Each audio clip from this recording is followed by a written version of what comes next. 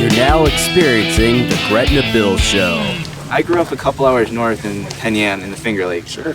And I did not know that this area was beautiful for riding and just everything until I was 23 and got into triathlon. Okay. But before that, I was a football, basketball, baseball guy. Played baseball in college. And I was good at those because I was an athlete, but I mean, riding a bike and this stuff is what I was built for.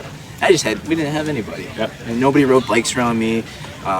Nobody raced. There's no BMX. There's no kind of culture at all. So I rode up there maybe a month or two ago around, is it Kuka Lake? Kuka, that's my lake. Okay. The Y-shaped lake. Yeah, so my aunt and uncle run a house up there every year, so I took this bike up and rode the lake. But is there a lot of gravel road up there? Yes, and I don't know a lot of it. Okay. So I got into it with the triathlon, so I just rip around Kuka Lake, go to Canandaigua and do all those. But they have tremendous gravel down by Hammond Sports, the south end of the lake. South end, and that goes to Naples. And they have a lot of the gravel grinders in the springtime up in that area. And then if you jump over to Canandaigua, they have the High Tour area, and that's more gravel. And so if somebody smarter than me ever mapped it out, you could literally do, that Dirty Kansas length gravel if you started linking everything in. You could have roads like they do here to link in.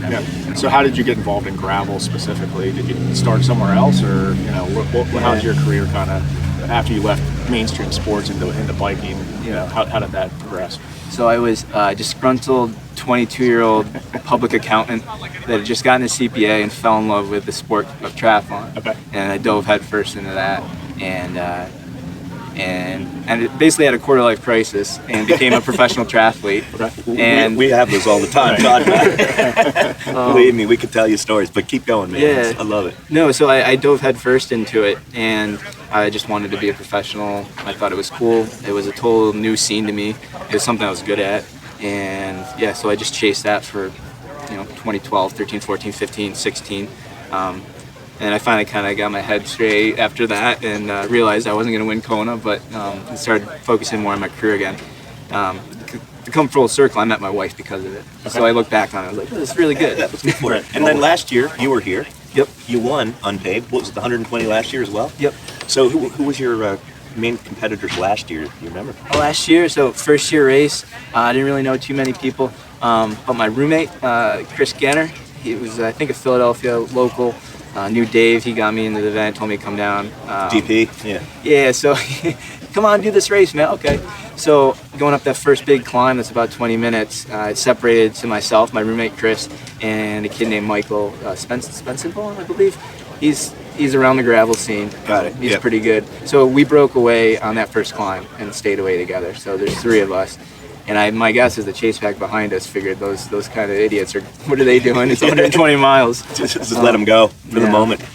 And so this year, a lot of pros came from all over North America, actually. And specifically, I saw on the resume Ted King, and he won Dirty Kansas. Mm-hmm. And of course, he's been in the Giro d'Italia, the Tour de France.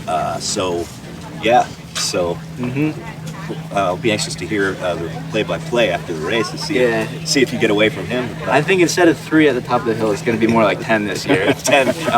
And even if I get separated, I think there's going to be a chase down that huge hill and then back onto the flat. So I don't think you're out of it if you even get dropped a little bit.